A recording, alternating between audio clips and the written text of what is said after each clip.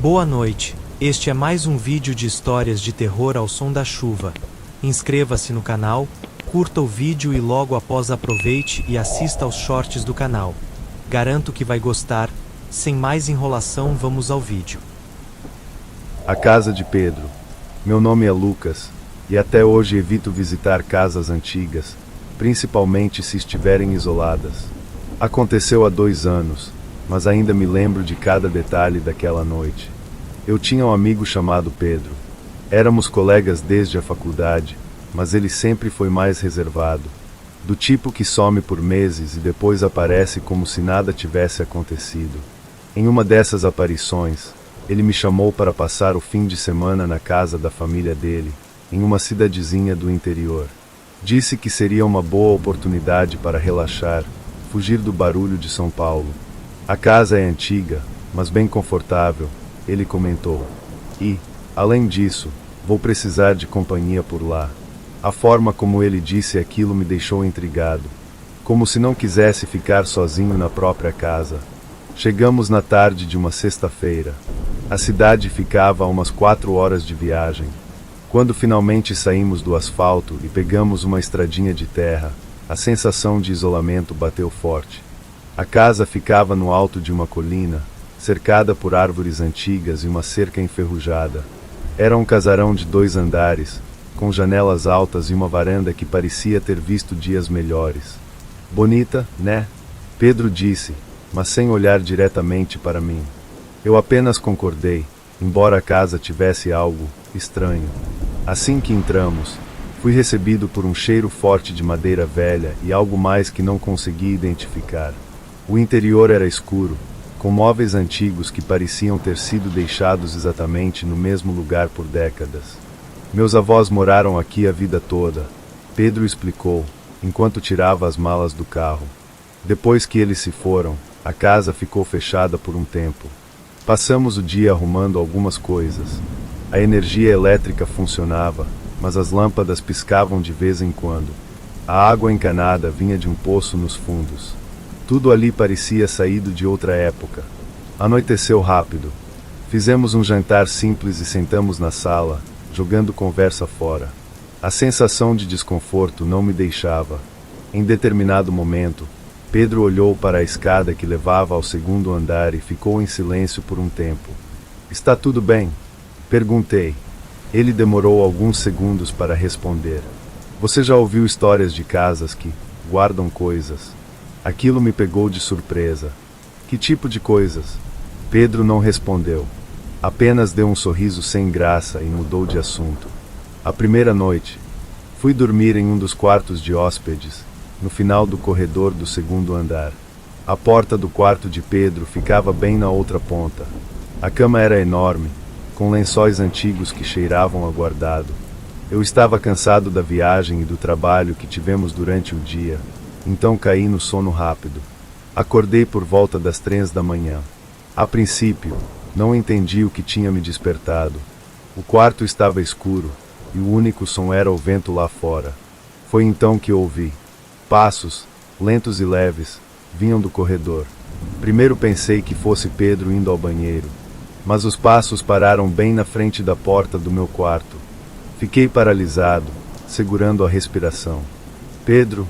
chamei, mas minha voz saiu baixa. Nenhuma resposta. Levantei devagar e girei a maçaneta. Quando abri a porta, o corredor estava vazio. A única coisa que vi foi a escada que descia para o andar de baixo. Voltei para a cama, mas mal consegui dormir o resto da noite. A segunda noite. No dia seguinte, Pedro evitou falar do que aconteceu à noite. "Você deve ter sonhado", ele disse, sem muita convicção. Passei o dia tentando ignorar o que aconteceu. A casa parecia mais fria do que antes. Quando a noite chegou, eu já estava apreensivo. Resolvi deixar a porta do quarto entreaberta, só para me sentir um pouco mais seguro. Era por volta da meia-noite quando ouvi de novo. Dessa vez, os passos não estavam apenas no corredor. Eles desciam a escada lentamente, um degrau de cada vez, com uma pausa entre cada um.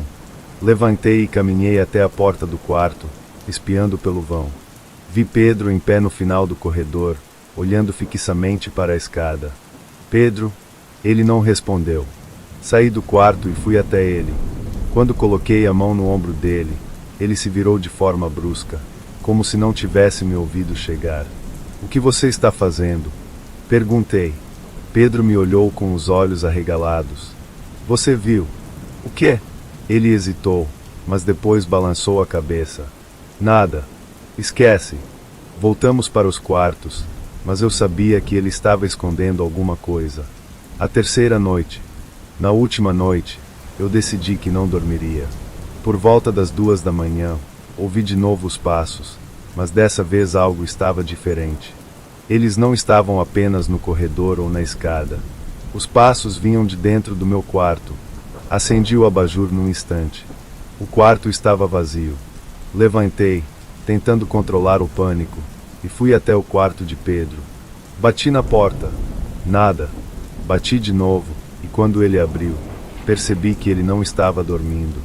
Precisamos sair daqui, eu disse. Pedro me encarou por um momento e então, sem dizer nada, começou a pegar suas coisas. Descemos a escada rapidamente, mas quando chegamos à sala, a porta da frente estava aberta. E, do lado de fora, parado na varanda, havia um homem. Ele estava imóvel, olhando diretamente para nós. A luz da varanda piscou, e quando voltou ao normal, o homem havia sumido. Naquela noite, deixamos tudo para trás e fomos embora. Pedro nunca mais voltou para a casa da família, e eu nunca perguntei o que ele sabia sobre aquele lugar. O quarto 306.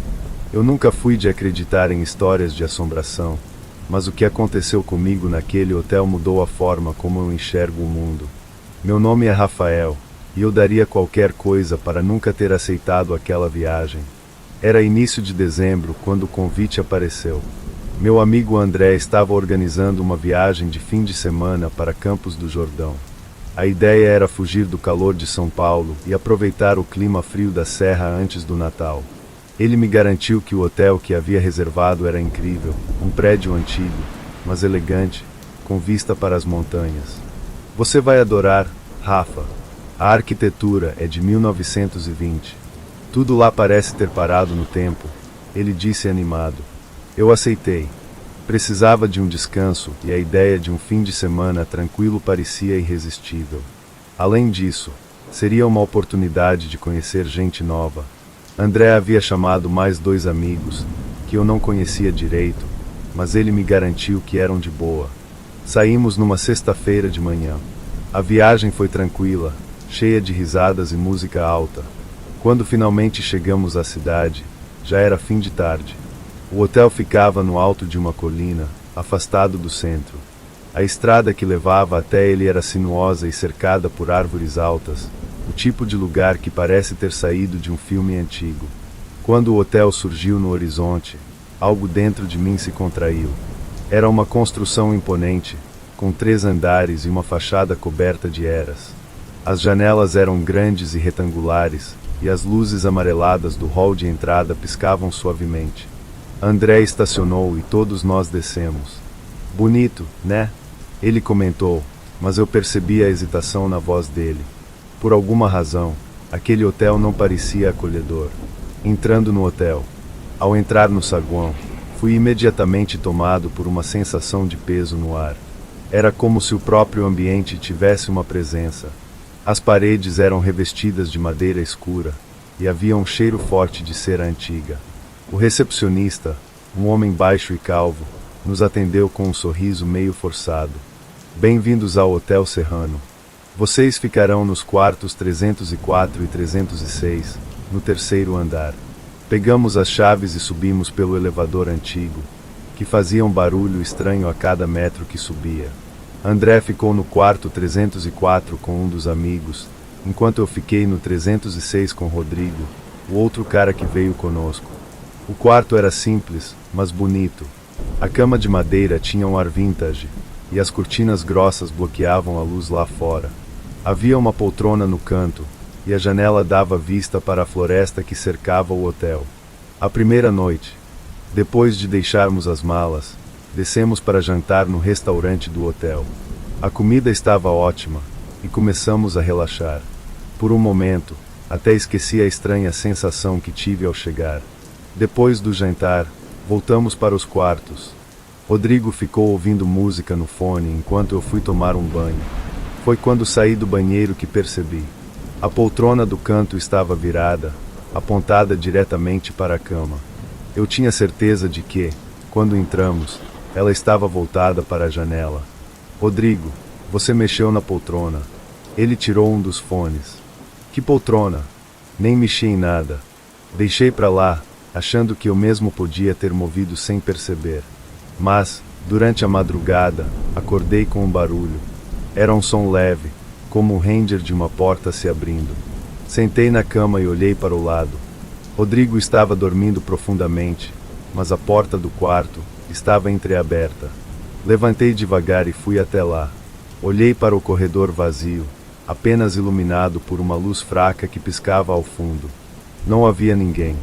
Tranquei a porta e voltei para a cama, mas demorei a pegar no sono de novo. A segunda noite. No dia seguinte, fizemos um passeio turístico pela cidade.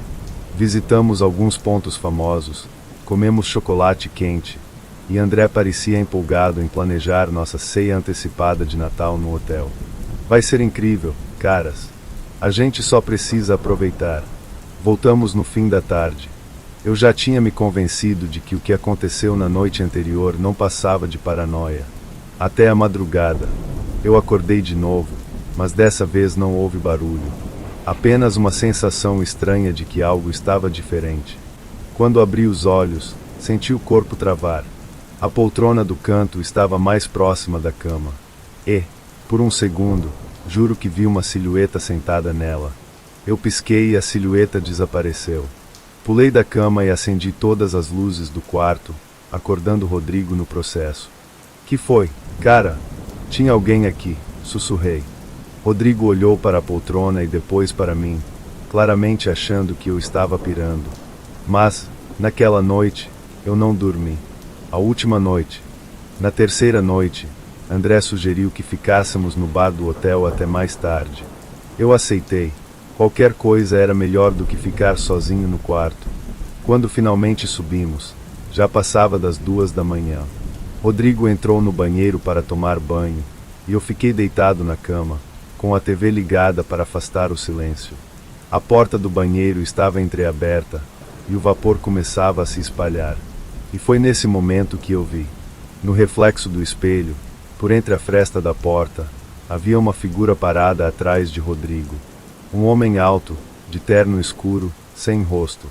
Pulei da cama e abri a porta do banheiro com força. Rodrigo se virou, assustado. Que porra é essa, Rafa? Mas o homem não estava mais lá.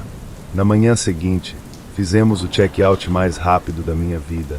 Quando passamos pelo saguão, o recepcionista nos olhou com um sorriso estranho. Espero que tenham aproveitado a estadia. O quarto 306. É sempre uma experiência única. Nunca mais voltei a Campos do Jordão.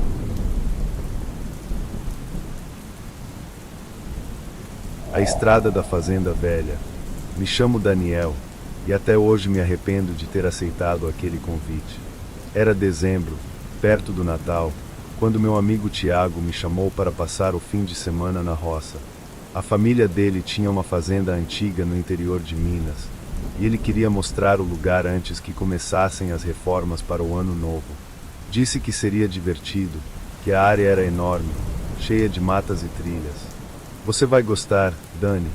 Lá tem uma represa antiga e uma estrada que corta o mato. Dá pra gente andar a cavalo e esquecer a vida. A ideia parecia boa. Eu precisava mesmo me afastar da cidade, então aceitei. Saímos na sexta à tarde. A viagem foi longa, quase 5 horas de carro, mas a paisagem compensava. Chegamos à fazenda pouco antes do pôr do sol. Era um casarão antigo, de janelas altas e telhado vermelho. Parecia saído de um álbum de fotos antigo. Logo ao chegar, senti um peso estranho no ar. Aquele tipo de sensação que você não explica, mas sente nos ossos. Essa casa tem quantos anos? Perguntei, enquanto tirava as malas do carro. Tiago sorriu. mas seu olhar desviou para o casarão. Mais de 100. Meus bisavós construíram. Muita coisa já aconteceu aqui. A primeira noite. A noite caiu rápido. Jantamos com os pais dele e depois ficamos na varanda, bebendo e jogando conversa fora. O céu estava limpo, cheio de estrelas, e o único som era o das cigarras na mata. Foi só depois da meia-noite que as coisas começaram a acontecer. Tiago resolveu me mostrar o estábulo, que ficava a uns 300 metros da casa. Ele pegou uma lanterna e seguimos pela estradinha de terra. A lua iluminava o caminho, mas a mata ao redor parecia mais escura do que deveria. Essa estrada vai até onde? Perguntei, quando passamos pelo estábulo. Tiago apontou para o fim do caminho, onde a trilha sumia na mata fechada. Vai até a fazenda abandonada do outro lado do vale. Faz anos que ninguém vai lá. Por quê? Ele hesitou. É complicada. Dizem que depois que o último dono morreu, ninguém quis mais comprar. As terras ficaram paradas. Continuei andando ao lado dele, mas sentia um arrepio constante na nuca, como se alguém estivesse nos observando.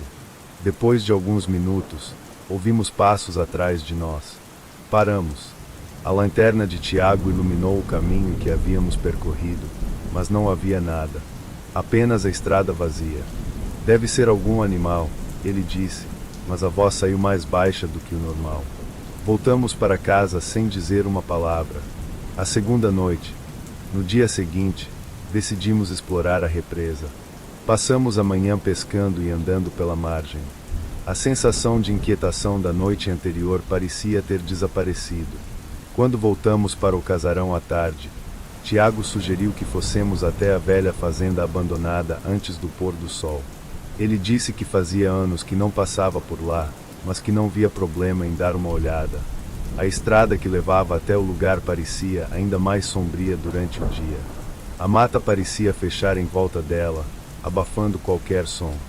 Depois de meia hora andando, vimos a fazenda. Era uma casa velha, com o telhado caindo aos pedaços. As janelas estavam quebradas, e o mato havia tomado conta do quintal. Vamos entrar? Perguntei. Tiago balançou a cabeça. Melhor não. Dizem que tem coisa lá dentro. Que tipo de coisa? Ele olhou para o casarão, como se tentasse ver algo que estava além do alcance. Minha avó sempre disse que o último dono dessa fazenda não foi embora. Ri, achando que ele estava brincando, mas Tiago não riu de volta. Acha que é lenda? Prefiro não pagar para ver. Voltamos antes do escurecer. A última noite. Na última noite, não consegui dormir. Por volta das 3 da manhã, acordei com um barulho. Era o som de passos na estrada, lá fora. Levantei da cama e fui até a janela. A lua iluminava o caminho, mas não vi nada. Apenas a estrada que sumia no meio da mata. Quando voltei para a cama, senti que não estava sozinho no quarto. Virei devagar e, no canto, junto à porta, havia alguém em pé. Era um homem alto, com um chapéu velho na cabeça. A luz fraca do abajur não iluminava o rosto dele, mas eu podia sentir os olhos me encarando. Pisquei e ele desapareceu. Na manhã seguinte, contei para Tiago o que tinha visto. Ele ficou em silêncio por um tempo, depois suspirou. Você viu o dono da fazenda? Como assim? O velho que morava lá, morreu sozinho naquela casa. Dizem que ele aparece de vez em quando na estrada, como se estivesse vigiando as terras. Olhei para a estrada da fazenda velha, ainda visível da varanda. Nunca mais voltei àquela fazenda.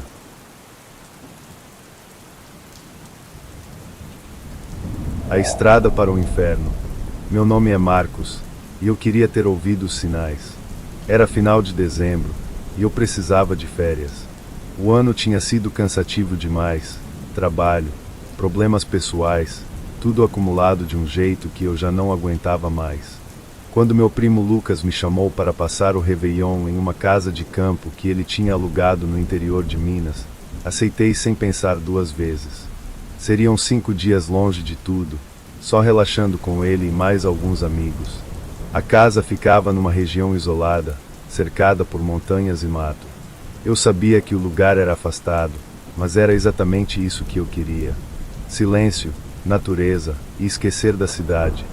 Na manhã do dia 29, arrumei minhas coisas e caí na estrada. O caminho era longo, quase 6 horas dirigindo, mas a estrada era bonita. O asfalto cortava montanhas e pequenas cidades do interior. As nuvens pareciam mais baixas e o cheiro do mato invadia o carro. Depois de umas 4 horas de viagem, comecei a perceber que o GPS estava me levando por um atalho diferente do que Lucas tinha mencionado. Em vez de continuar na estrada principal, o aparelho indicava uma rota menor, por uma estrada de terra. Parei o carro no acostamento. Tem certeza que isso tá certo? Perguntei, em voz alta, mesmo sabendo que o GPS não ia responder. A tela indicava que aquele caminho economizaria pelo menos 40 minutos. Era uma estrada secundária, cortando a serra por dentro. Suspirei e segui em frente. A estrada de terra era estreita e cheia de curvas. As árvores formavam um túnel natural, bloqueando parte do sol. Eu dirigia devagar, prestando atenção nas placas improvisadas de madeira que indicavam as fazendas próximas. Passei por algumas porteiras abandonadas e casas velhas que pareciam desertas. Em determinado ponto, percebi que não via uma viva alma há pelo menos meia hora. Foi aí que começou. Primeiro, vi a criança. Ela estava parada na beira da estrada, de costas. Eu pisei no freio quase instintivamente. O carro deslizou um pouco na terra. Que porra, murmurei, com a respiração acelerada. A menina parecia ter uns 8 ou 9 anos. Cabelos escuros, vestido branco, mas estava descalça. Ela não olhou para mim, só ficou lá, encarando o mato denso. Buzinei, mas ela nem se mexeu. Baixei o vidro. Ei, tá tudo bem? Nada. Eu sabia que deveria continuar. Algo dentro de mim gritava para não sair do carro. Mas, por algum motivo que não consigo explicar, desliguei o motor e desci. A menina continuava lá, imóvel. Quando me aproximei, devagar, ela começou a andar. Não rápido, nem correndo. Apenas deu alguns passos para o mato. Espera! Acompanhei, mas assim que passei da beira da estrada, não havia mais ninguém. A mata estava completamente silenciosa. Voltei para o carro sentindo um arrepio estranho nas costas. Olhei pelo retrovisor, mas não vi nada. Liguei o motor e segui viagem, tentando ignorar a sensação de que alguém estava me observando. A casa no escuro. Quando finalmente cheguei à casa de campo, já passava das 7 da noite. O sol estava se pondo atrás das montanhas, e a casa, uma construção de madeira simples, mas grande, estava iluminada apenas por algumas luzes externas. Lucas veio me receber na entrada. Achei que você não vinha mais, disse, rindo. Que cara é essa? Contei sobre a estrada e a menina. Ele riu, mas havia algo estranho no jeito dele. Essas estradas antigas, sempre tem umas histórias assim. Não liga, não. Tentei esquecer, mas durante o jantar, reparei que Lucas evitava olhar pela janela. Naquela noite, acordei de madrugada. O relógio marcava 3h15. Levantei para beber água.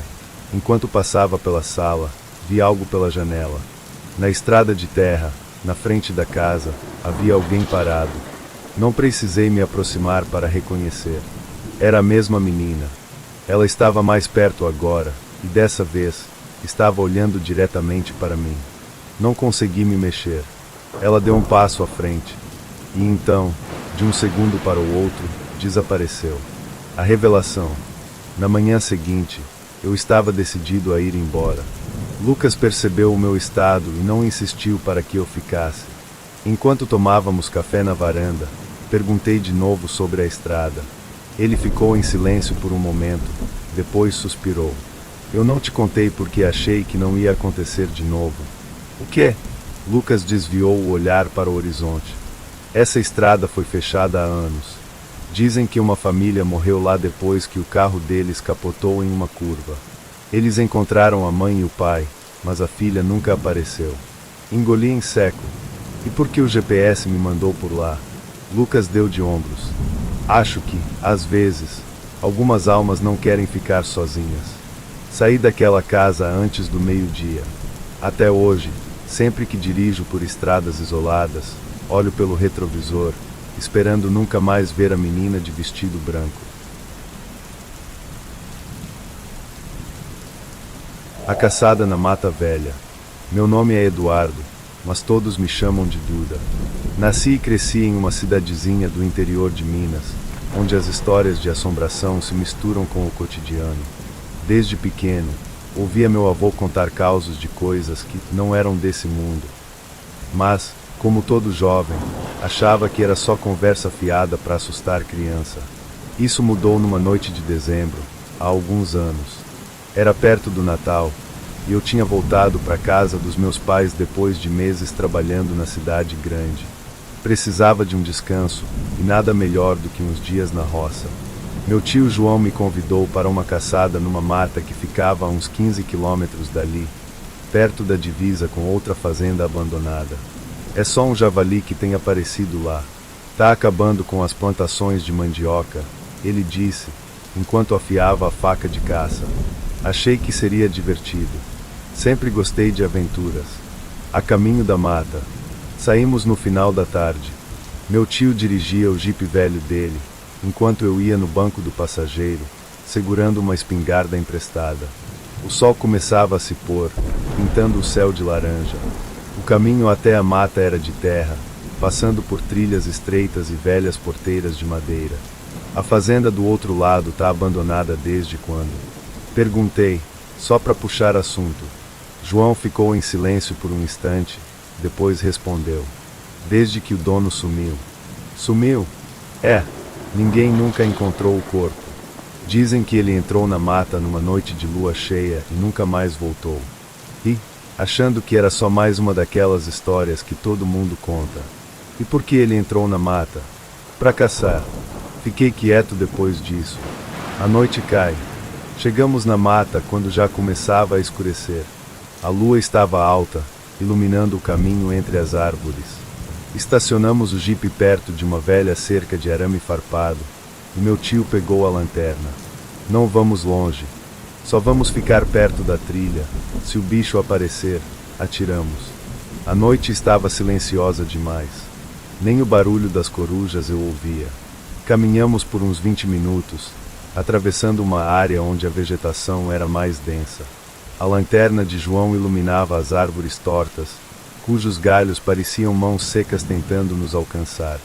Foi aí que ouvi o primeiro som. Um galho se quebrou, não muito longe de onde estávamos. Deve ser o javali, sussurrei, mas meu tio não respondeu. Ele só apontou para frente, fazendo sinal para eu ficar em silêncio. Continuamos andando devagar.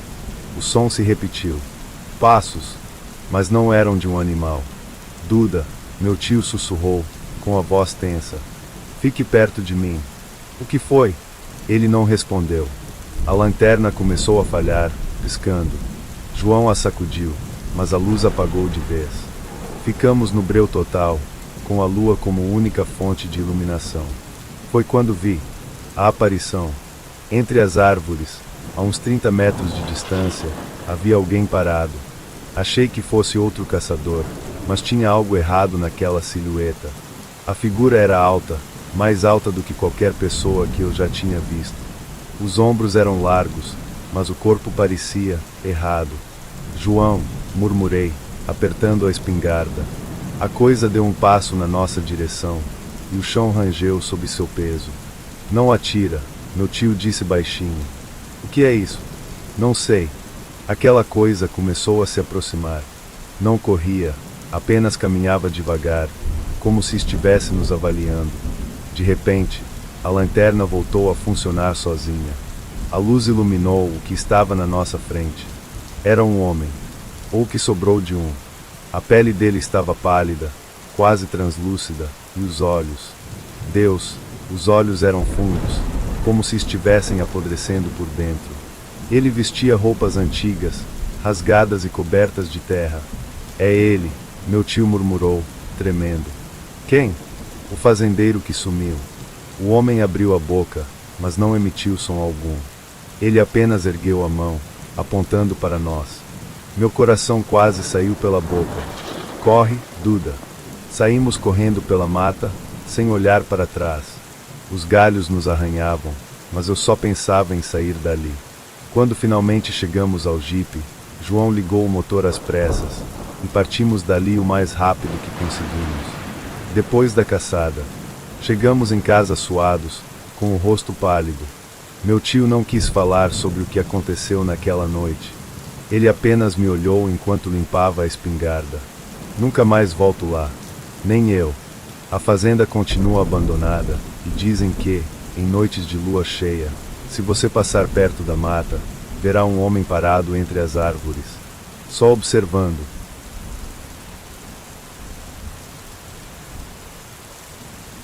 A trilha do fim do mundo.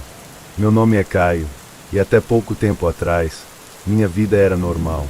Daquelas que passam despercebidas, sabe? Eu acordava, ia pro trabalho, voltava para casa, jogava videogame e repetia tudo no dia seguinte. Meus finais de semana eram regados a cerveja com os amigos, às vezes, alguma viagem rápida para a praia. Nada fora do comum. Não que eu reclamasse. Eu gostava dessa simplicidade. A rotina tinha algo de confortável, quase terapêutico. Mas, no fundo, eu sentia que faltava alguma coisa. Talvez um pouco de aventura, uma faísca para quebrar a mesmice. Foi por isso que, naquele dezembro, decidi fazer algo diferente. Um amigo do trabalho comentou sobre uma trilha pouco conhecida, perdida nas montanhas de uma cidadezinha no interior. Disse que o lugar era incrível, com cachoeiras, cavernas e uma vista absurda do topo. Quase ninguém vai para lá, ele disse, e isso foi o suficiente para me convencer. Eu queria silêncio, isolamento. Pedi folga numa sexta-feira e, na manhã seguinte, joguei minha barraca e alguns mantimentos no carro e fui. O caminho até lá. A viagem durou pouco mais de 3 horas. A estrada era boa até certo ponto, mas quando cheguei perto do tal vilarejo, o asfalto virou terra batida. A cidade era pequena, parecia saída de uma novela de época. Casas antigas, algumas abandonadas, e poucas pessoas nas ruas. Parei no mercadinho para comprar água, e enquanto pagava, a senhora no caixa me olhou de um jeito estranho. O moço tá indo para onde? Trilha da Pedra Alta, respondi, sorrindo. Ela ficou em silêncio por alguns segundos. Essa trilha tá desativada faz tempo. Ah, eu ouvi que ainda dá para subir. Ela não respondeu, só balançou a cabeça de leve, como se dissesse boa sorte sem realmente querer dizer isso. Voltei pro carro com aquela sensação esquisita, mas segui em frente. A subida. O começo da trilha era tranquilo. A vegetação era densa, mas havia um caminho marcado, ainda que estreito. Caminhei por cerca de 2 horas, parando de vez em quando para beber água e tirar umas fotos. O sol estava começando a se pôr quando decidi parar e montar acampamento. Encontrei um pequeno descampado no meio da mata, cercado por árvores. Parecia o lugar perfeito. Levantei a barraca, acendi uma fogueira e fiquei sentado, curtindo o silêncio. Foi a primeira vez, em muito tempo, que me senti em paz. A presença. Estava quase adormecendo quando ouvi passos, lentos, arrastados, circulando a minha barraca. Abri os olhos, tentando entender se era real ou apenas coisa da minha cabeça. A fogueira ainda crepitava, mas a mata ao redor estava escura. Pensei em algum animal, mas os passos eram diferentes, muito pesados. Peguei a lanterna e saí da barraca. Tem alguém aí? A luz tremia na minha mão, iluminando as árvores retorcidas. Nada. Dei uma volta rápida ao redor do acampamento, mas não encontrei sinal de nada. Mesmo assim, aquela sensação de estar sendo observado não me abandonou. Voltei para a barraca, mas não consegui dormir. O homem na floresta. Acordei no meio da madrugada com o barulho da fogueira se apagando. E, do outro lado dela, eu vi. Havia um homem parado, a poucos metros de mim. Ele não se mexia, só estava ali, me encarando. Tentei me convencer de que era outro trilheiro, mas algo estava errado. Ele vestia roupas muito antigas, como se tivesse saído de um livro de história. Suas botas estavam cobertas de lama, e a pele era pálida demais, quase acinzentada. Ei! Chamei, mas ele não respondeu. Pisquei. e ele não estava mais lá. Passei o resto da noite acordado, sentado perto da fogueira, com a lanterna na mão. A descida. Assim que o sol nasceu, decidi descer. Desmontei a barraca rapidamente e comecei a caminhada de volta. Mas, conforme eu seguia pela trilha, algo me incomodava. O caminho estava diferente. As árvores pareciam mais densas, e eu não reconhecia certos pontos por onde passava. Foi quando vi as pegadas. Elas seguiam na mesma direção que eu. Pegadas grandes, profundas, como se alguém estivesse caminhando descalço pela mata. Parei e olhei em volta, mas não havia ninguém. Continuei andando, apressando o passo. As pegadas ainda estavam lá. A saída. Demorei quase o dobro do tempo para chegar de volta ao carro. Quando finalmente saí da mata, me senti aliviado, mas aquela sensação de ser observado me seguiu até a cidade. Antes de ir embora, passei no mesmo mercadinho. A senhora me olhou de novo, mas dessa vez, parecia que já sabia o que eu tinha visto. Encontrou ele? Não respondi. Apenas paguei, entrei no carro e fui embora. Nunca mais voltei naquela trilha. E, se você for um dia, sugiro que não acampe por lá.